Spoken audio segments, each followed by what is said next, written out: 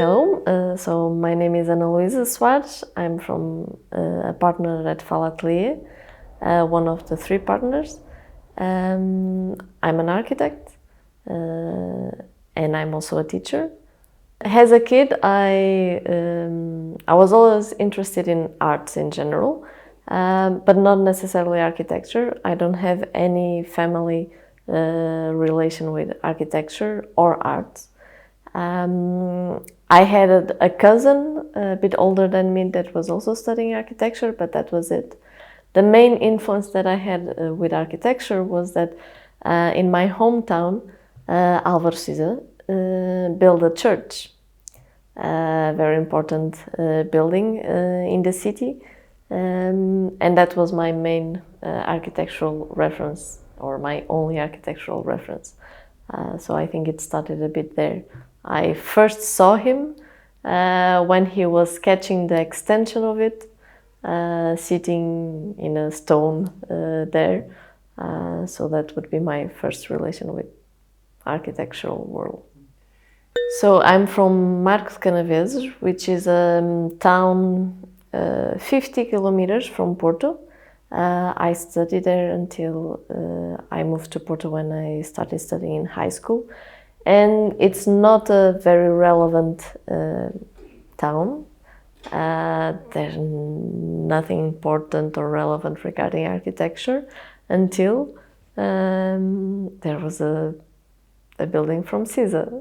So the town itself, it's not very activated regarding arts or any of it, but that building had an impact in the entire city or in the entire town.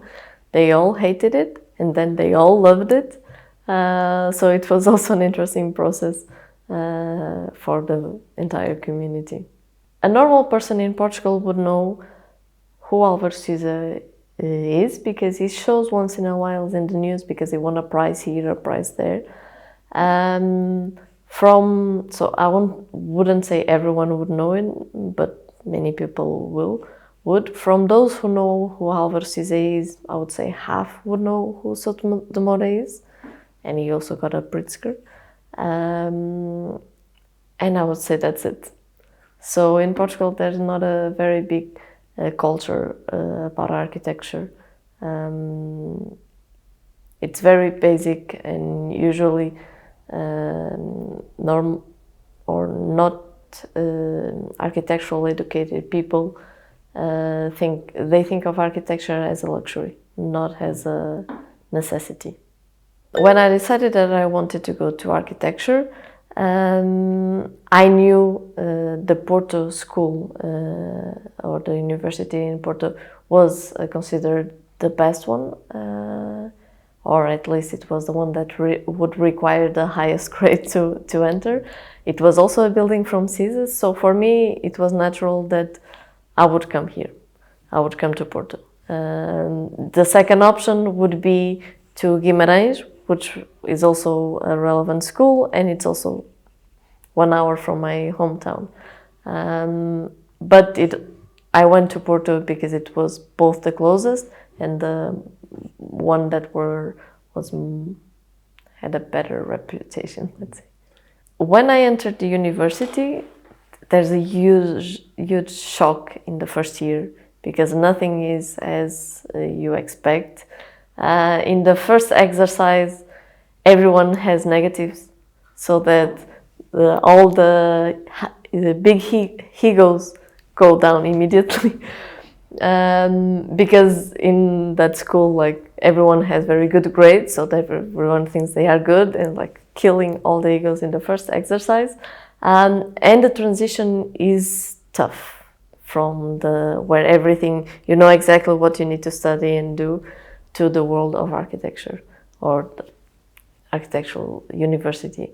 So in university I was a bit shaking, sometimes motivated, sometimes super demotivated. I had one teacher in my second year that was probably the one who motivated me the most, Elder Casal Ribeiro, because he could bring an energy like, you need to love this, so everyone would love it. So it influences a lot the energy that the teachers bring into the school.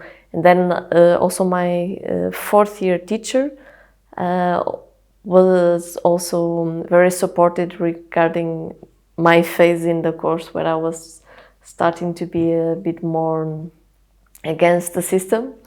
So in the second year it was Alar Casal Ribeiro, in the fifth year it was Camilo Rebelo, and he also encouraged me to try different things outside the school. He was one of the persons who also pushed for me to go abroad. That was not very common. And I actually went abroad before finishing my studies. That was not common at all in that school. So then, bureaucratically, I had some issues to come back. But I think it was the best decision ever. Even though my parents at the time were very scared, of course. But yes, it was good to open our mind. And then, when I went to Switzerland, me and Philip went to the same office. We applied at different times. We got in at different, like with 2 months in difference. They didn't know we were together. That's also where we met Ahmed. And so officially, that's where all Fala members met. And there was so it was at Harry Guger Studio in Basel. He was an amazing teacher also, and the office was just starting. So we learned a lot. And then there was another architect that was in charge of the projects that we were working, Alastair Graham, that he also had worked at OMA. So it brought a lot of different inputs. Half of our office is a bit based on what we learned there, how they would organize, how they would do presentations. So definitely it influenced a lot our practice and the way we organize and the way we deal with clients and with presentations and everything. So at the end of my fourth year, I went to do an internship in Switzerland at Harry Guger. And from there, I didn't manage to do Erasmus, which is an exchange program, because officially I was not enrolled in the year that I was supposed in school. So I applied for a master in Tokyo, in Tokyo University. I was accepted. And me and Philip, we went both there. He was working at Sana and I was studying. I did one semester. It was about parametric design. Not exactly. I really enjoyed it. We even built a pavilion with my project, so it was quite engaging. But it was not exactly what I would do for 2 years. So then, I also went to work for Toyo Ito. When I was there, I quit school. I asked equivalencies back in Portugal. So we were 1 year in Japan. Then we came back, or I came back to Portugal to finish my studies. Philip was still working. Then he went back to Switzerland to work there too. And Ahmed had just finished his studies. So that was when mainly the two of them started doing competitions. And then one summer we suggested Ahmed to come to Portugal and do it here because it would be more efficient than via Skype at the time. So he came and he never left. So it was a little bit like this, how the three of us started. But as a student, and even when we were working for other offices, we always did ideas competitions, work for other things. So in Tokyo, we were already doing many competitions. And actually, it was in Japan when we decided the name. And it was mainly, we were thinking it has to be a name that a Japanese can say, so it has to be very simple, so it came out a bit from there. Then when, of course, when we were in Japan, we learned even more about the teachers of our heroes at the time. So we were working at Toyohito, at Sana. Then we learned, for example, about the previous generation, and then we felt in love with it because it was extremely compatible with Portuguese architecture, actually. And even the rhetorics and the way they were thinking architecture, we really felt in love, and that has been influencing the office ever since. So after the Second World War and after a few earthquakes and tsunamis in Japan, Japan was completely destroyed. It was in the transition between modernism and post-modernism, and in Japan there was the necessity to create a lot of housing and to develop a lot of things at the time. And we also did a research. The metabolism movement was starting. We were living at the Nakagin Capsule Tower in Japan, so we actually did a big research on the metabolism movement. We interviewed a lot of people, we wrote a few articles, we did a few exhibitions. That's a bit how also Fala started to be a bit known. But then parallel to this, there were other architects just questioning life in general. Kazuo Shinohara was let's say, their master at the time, and then Sakamoto, Itsuka Asegawa, that were students from him, also developed a lot of projects. And it was at that moment that the house stopped being a minor project and started to become actually a mean of exploration. And in Japan, they have amazing projects developed with a fast pace that doesn't exist in Portugal. Because here you build a house for life. There, a house is supposed to last 10 years, that's all. So it's easier to convince a client you will experiment living like this for 10 years, which is feasible, and not thinking about when you will retire, you will also want to be able to use the same house. So the mindset there, it's very different. And it was a period of huge exploration. As a young office, in our case, we were in the university when the crisis of 2008 hit the entire Europe. So we were told, you won't have work, you need to go abroad if you want to have a chance. And we went abroad. But then we always wanted to come back. And we always wanted to work for ourselves, so that was also something very important, and that drives us to do a lot of competitions, losing all of them, but trying to do something. So when we came back to Portugal, there was no competition for young architects. We were almost alone.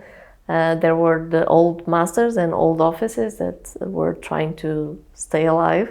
But there was actually a quite big market for a lower kind of projects, let's say. So no schools, no museums, just simple renovations or small houses. And we started before the big boom and the turnover. So when the crisis passed, we had already a few projects. So it was very easy for us to continue and to grow fast. Then many young offices started to try to start at the same time or a bit after, but it was harder because it was already going too fast for them to jump into the train almost. So we were always a bit alone, or at least in the first 4 or 5 years. But then, fortunately, now it's changing and more offices are opening. But to start a practice, actually you need a diploma, and then you need to do 1 year of internship anywhere. So it's not that hard to officially start. It's hard to get a client. And usually you would get a client by a family member or something like that. Neither me or Philip came from families that could give us that opportunity, so we found other ways. We did a few exhibitions, then we got nominated for a prize, and a foreign client was looking for young architects at the time, and that's how we got our first real commission. So it was a bit, it was natural.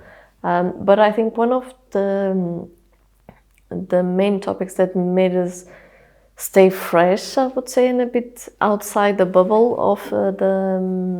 of Portugal, was the fact that we actually never worked for a Portuguese office. We only worked for foreign offices.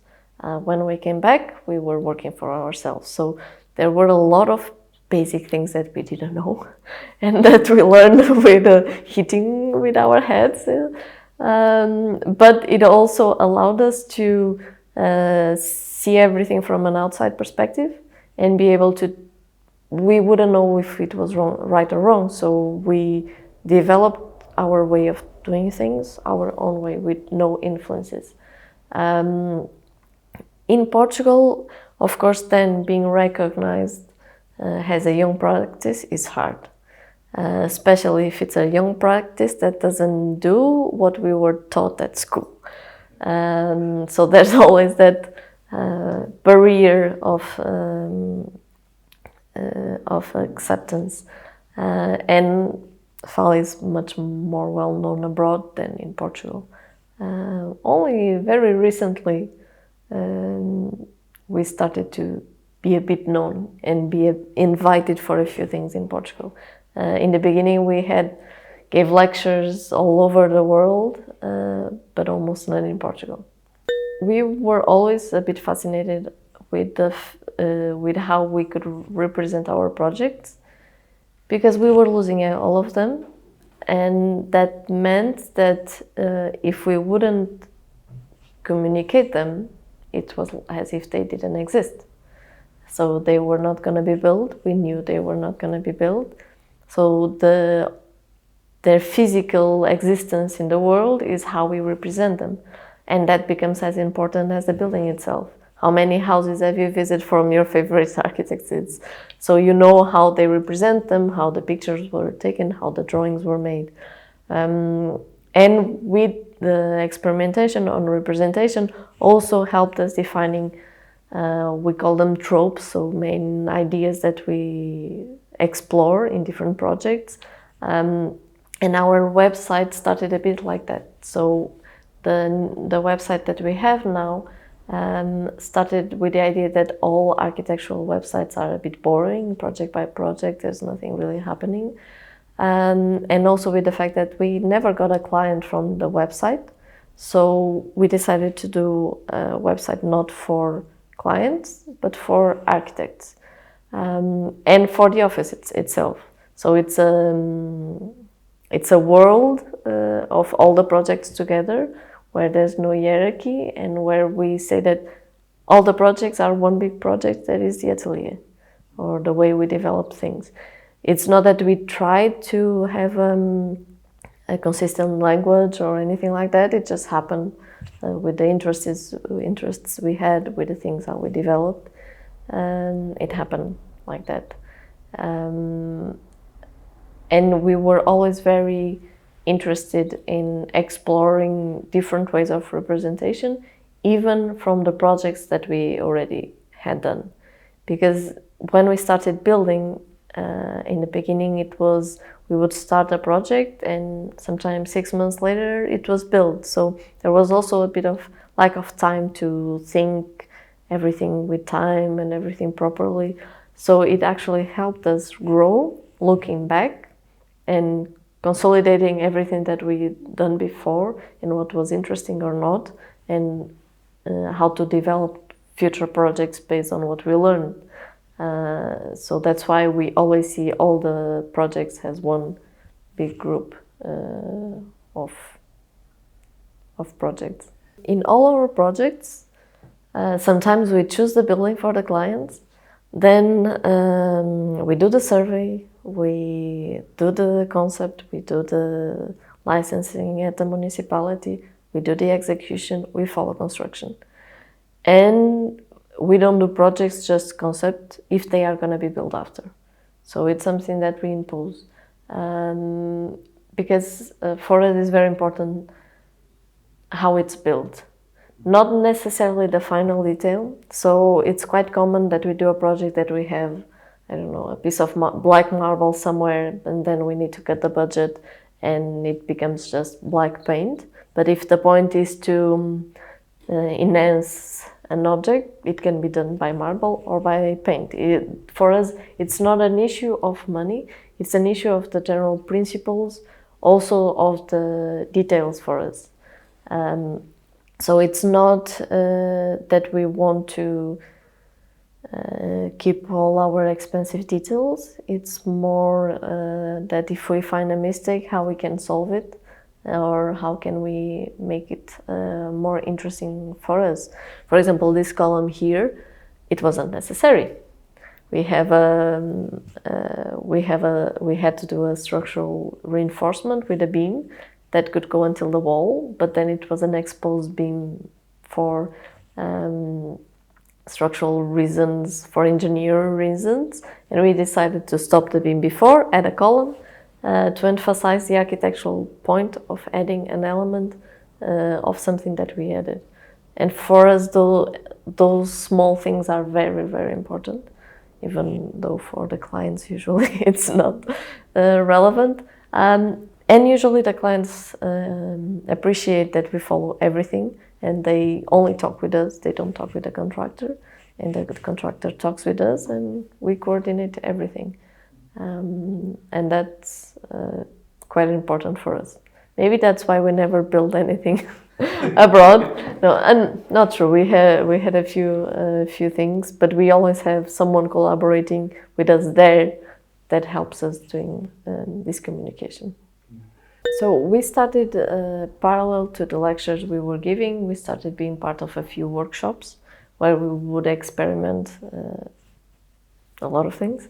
But then when we started to get fixed positions to teach, we usually always start with a part of research, of references of other architectures, of transforming them, because we don't believe we can create anything new. We just mix the same ingredients as always in a different way. And for us, it's very important to know how to work with references and not to copy a reference, but to use a reference. And has a research and has a teaching method is actually very efficient. It wasn't how we learned how to develop a project at school. We learned by hand drawings and sketching and sketching and sketching. I was terrible at sketching. So I had a bit of a hard time sometimes until I finally found the way that it was good for me to develop a project. When we teach, we try, or at least when I teach, we try to bring a bit that to the students. So you don't need to have an amazing idea and then that's how a project is born. No, you need to research, you need to make a few tests and then develop a project and develop ideas. So it can never be because I like it, it has to have a reason behind. And if there's a reason behind, it means that you can convince a teacher, you can convince a jury, and in the future you will be able to convince a client or your future boss of something. So we are always very focused on the rhetorics of all the projects that are done, on how a decision is made and how to develop that decision and how that decision will guide the rest of the project. And then, parallel to that, of course, how to communicate the ideas. The Porto School has a very good thing when they teach you to draw by hand, because they actually teach. You really learn. You might not be amazing, but you learn how to draw by hand. And the relation with how you can do something by hand, it became very relevant for me now that I teach, when I teach in a school where there's nothing done by hand, because it's much harder for students to understand the difference of scales. What you draw in a 1 to 10 or in a 1 to 100. What's the difference? What do you put in terms of detail? How do you do a section? Because a section could be automatic. So it's a mental process that you need to learn. It's something that our clients don't know. During the process, sometimes we manage to teach them that. But it's something that you have to learn, how to interpret a model into the real world, how to imagine it from a model into the real world. And that is a loss, because when everything goes digital, it kills a bit the imagination. Because if you can imagine anything, to put it in a computer, it has to be a bit more physical. You already need to put some dimensions. So by doing something by hand, it's easier because there's no constraints. You don't need to say, okay, this distance will be this one. It's a bit more free. So even in the office, we always start not by beautiful, but by fast, easy hand sketch, just for main principles at least. And then if we like the idea, we try to see if it works physically or not. And with teaching, I really feel a gap between the understanding of the tools and the tools themselves. So computers are amazing, but they need to open your wings, not to actually close them. So I die every time there's a student that puts a standard door with a standard handle in a drawing. Like, why? Because it's a process not of adding things to a drawing, it's a process of let's clean the automatic drawing that we got from a software. And that's an issue, also for teaching, because I really believe it's killing a bit the possibilities when it's a bit more seems like a game than actually inventing a door handle or inventing a detail. In our office, because we never actually did an execution project or a detailing project for anything, not even abroad, because we were doing mainly competitions or big projects. We were not in charge of details. When we started our office, we were inventing our own details. And I think that actually helped, because now we have solutions that no one else are using, or now they are, but in the beginning they weren't, because we actually didn't know how to be standard. So we invented.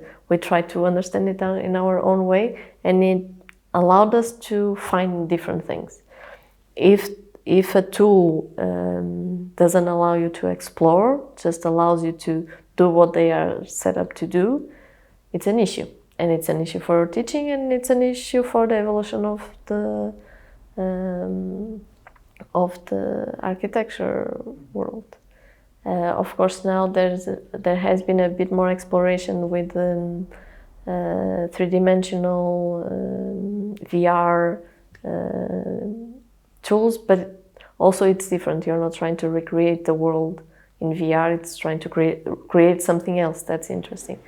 But it's something that we feel a lot as an issue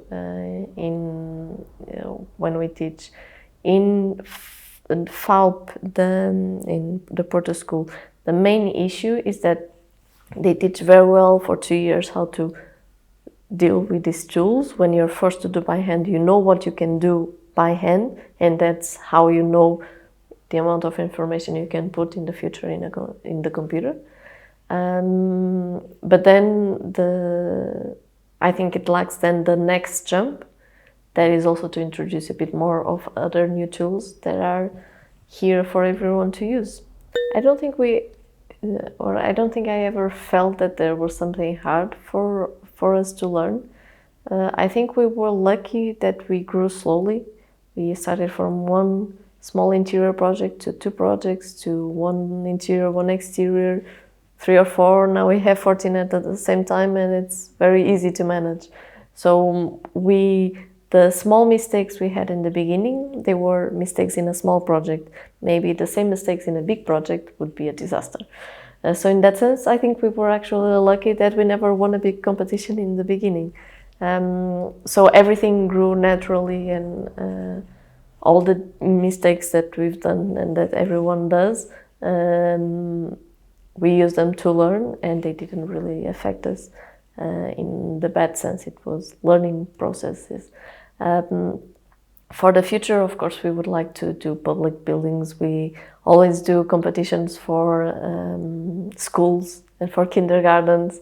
I think we could be very compatible with those kinds of programs. So, of course, we want to grow, but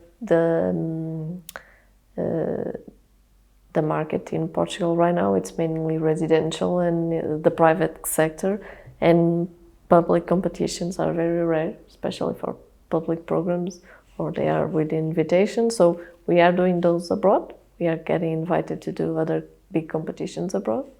So hopefully we will grow also in terms of scale, not in terms of office, but maybe it would be nice to have just a few less projects, but a few bigger ones.